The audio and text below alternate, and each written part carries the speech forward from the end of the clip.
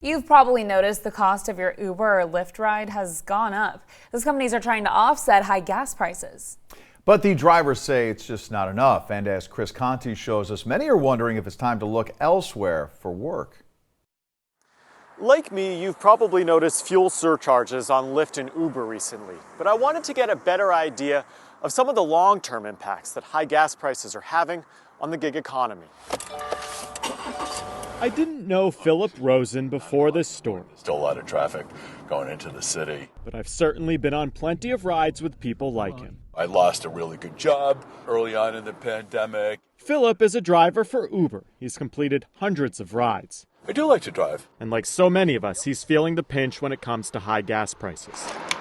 Now I'm filling my tank, sometimes more than once a week. He is not alone. I've been doing this for 6 years now. I caught up with James Little in between driving shifts in Phoenix. He drives for 14 different ride-sharing apps. Any which way I can, you know what I'm saying, in regards to gas, because gas ain't going down. But it's costing him nearly $75 every time he needs to get gas right now. Got to have gas to have my car run for me to make money. I wanted to better understand what the ride-sharing industry is really up against, with gas prices nationwide still averaging above $4. These workers really are on their own in so many ways. Which is how I met Erin Hatton. She studies the gig economy. I think the effects of the surge in gas prices are huge for so many of these workers. Either way, she says there are two types of app-sharing workers. One, those who are trying to make a living, and two, those who are doing it on the side, who can maybe sit out those high gas prices for a bit. Either way, she says there's not a big sense of community for drivers. They don't have a group of workers to talk to commiserate with. It's hard to track how many rideshare drivers have left their jobs this year, since most are independent contractors.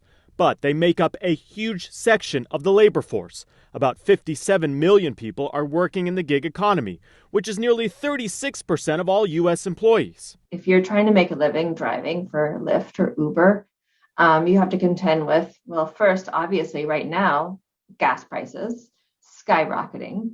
High gas prices are certainly hitting hard, but there's another reason many drivers are leaving. It's tax season. Workers who may be filing for the first time are suddenly realizing how much they owe. You're responsible for the wear and tear on your cars. Really, after time, the costs of this line of work really add up and start to become clearer and clearer. If it becomes, too much of a financial burden, then I'll probably rethink it. But so far it hasn't, but we'll see. Like so many of us, Philip is trying to save where he can right now, keeping his eyes on the road, hoping lower gas prices are off the horizon.